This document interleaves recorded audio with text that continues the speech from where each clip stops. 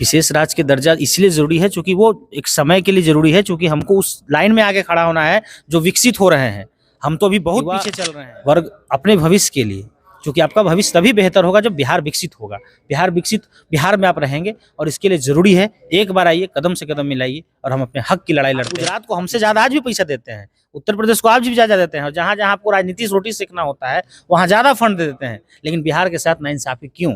बिहार आपको लगातार यहाँ पे आपके देखिए 2006 से लगभग विशेष राज्य का दर्जा की मांग बिहार में उठती रही है। उसी को लेकर अब 2024 आने वाला है, लेकिन अभी भी वो मांग बरकरार है। हमारे साथ जदयू के युवा नेता हैं और वो फिर से मांग लेकर चल रहे हैं। सर, क्या मांग लेकर फिर से आप दौरे पे निकल रहे हैं? मांग वही है जो हम लोग पुराने समय से कर रहे हैं, और इसके लिए हमने बिहार में रैली हुआ, दिल्ली में रैली हुआ, उसमें प्रदेश अध्यक्ष हमारे पूर्व के प्रदेश अध्यक्ष थे वशिष्ठ नारायण दादाजी, मुख्यमंत्री जी के नेतृत्व में रैली हुआ। उसके बाद फिर विधानसभा और विधान परिषद के सभी सदनों में, दोनों सदनों में उन्होंने सर्वसम्मति से पारित किया गया, और भारतीय जनता पार्टी भी साथ थी।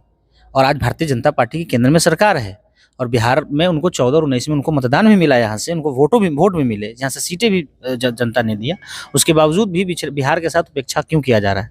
इसलिए युवा जदयू उपेक्षा के विरुद्ध विशेष राज्य संकल्प यात्रा निकाल रही है, क्योंकि ये संकल्प लेने का वक्त है कि आखिर हमारी जो लड़ाई है, हमारे जो भविष्य की लड़ाई है, जो हमारे बिहार के आवाम के खुशहाली के लिए जो लड़ाई है, जो नीतीश कुमार 2006 से लड़ रहे हैं और लगातार उस पर लगातार अपनी पुरजोर तरीके से इसकी कोशिश कर रहे हैं, तो क्यों ना हम पूरे बिहार के लोग उनको साथ दें। सवाल रहेगा, जिस समय आप लोग बीजेपी के साथ थे उस समय ये आवाज धीमी क्यों? उस समय भी हमारी आवाज उठ रही थी, उसी समय यहाँ सर्वसम्मति से पारित किया गया था। उस समय ही सब समय हम लोग जब इस बात को होता है, जब वो वक्त आता है 2 साल 1 साल पे लगातार हम लोग इस मांग उठाते हैं, ताकि आने वाले जो भी आयोग जो नीति बने, जो कानून आगे के जो विकास के मानक बने, उसमें हमारा विशेष राज्य का दर्जा। 2015 से ही जो नीति आयोग है वो लगभग जो विशेष राज्य का दर्जा है वो समाप्त कर चुकी है, और बात की जा रही है परसेंटेज की।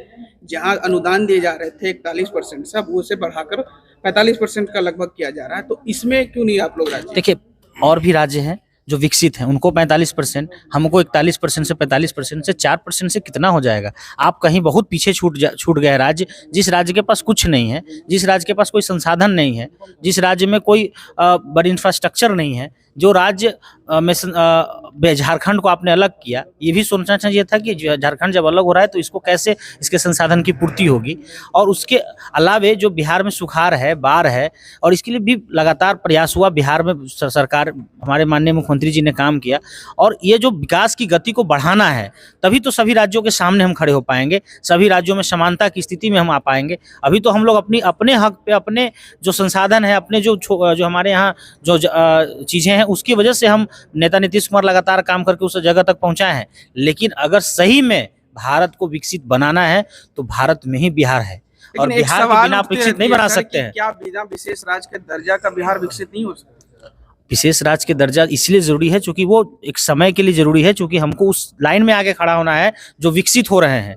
हम तो अभी बहुत पीछे चल रहे हैं, हमारे पास कुछ नहीं है, और सबके बराबर अगर हमको आप दीजिएगा तो हमें क्या फायदा होगा? हमें कितना विकास कर पाएंगे? कोई आगे बढ़ रहा है, कोई बहुत आगे बढ़ा हुआ है पहले से, और हमको उतना ही हक मिलेगा, उसको भी उतना ही मिलेगा। आप गुजरात को हमसे ज्यादा आज भी पैसा देते हैं, उत्तर प्रदेश को आज भी ज्यादा देते हैं, और जहां जहां आपको राजनीति रोटी सीखना होता है वहां ज्यादा फंड दे देते हैं। लेकिन बिहार के साथ नाइंसाफी क्यों?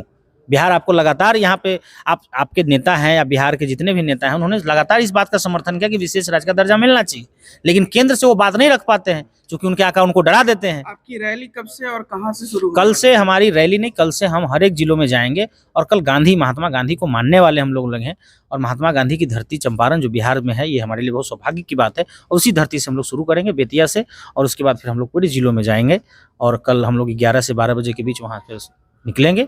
और आज हम लोग सब लोग यहाँ से निकलने वाले हैं। माननीय प्रदेश अध्यक्ष जी ने जो हम लोग को यहाँ पे प्रेस के सामने हम लोग को शुभकामनाएं दी हैं, उनको भी हम धन्यवाद करते हैं। उन्होंने कीमती वक्त निकाला, और पार्टी को भी धन्यवाद करते हैं कि ऐसे कार्यक्रम करने के लिए हमें पैक सपोर्ट किया, और हमें जो भी मार्गदर्शन मिला।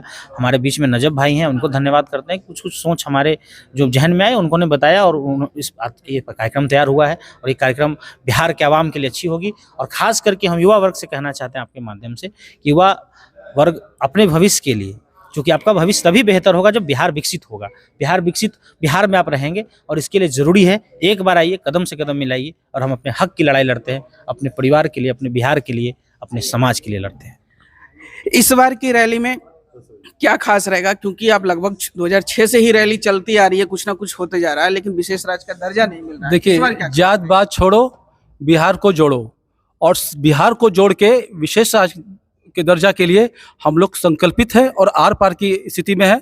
हमारे जो माननीय मुख्यमंत्री नीतीश कुमार हैं, जितने नायक हैं देश भर में, आप उत्तर प्रदेश चले जाइए, या आप झारखंड चले जाइए, या आप मुंबई चले जाइए, केरला चले जाइए, जितने बड़े बड़े नेता हैं, चौधरी चरण सिंह हो, चंद्रशेखर हो, जितने जिस जात के नेता हो, जो देश को सामाजिक नेता हैं, उसका गुण किसी में है तो माननीय मुख्यमंत्री नीतीश कुमार का है कि इसमें है। और इसी के लिए उनको आज हमने नाम भी दिया है, नायकों के वाहक। और ये जो रैली है युवा जदयू भाई के अध्यक्षता में जा रही है, और युवा बहुत संकल्पित है। आर पार की मामला है, या तो हमारे युवा ये अपना अधिकार लेंगे और नहीं तो आगे बढ़ते रहेंगे। देखिए, देखना होगा 2024 और 25 का भी चुनाव नजदीक है, केंद्र सरकार क्या निर्णय लेती है आने वाले दिनों में, तो आने वाले वक्त में पता चलेगा। फिलहाल इस खबर में इतना ही। इस वीडियो की प्रतिक्रिया हमें कमेंट में जरूर दीजिएगा और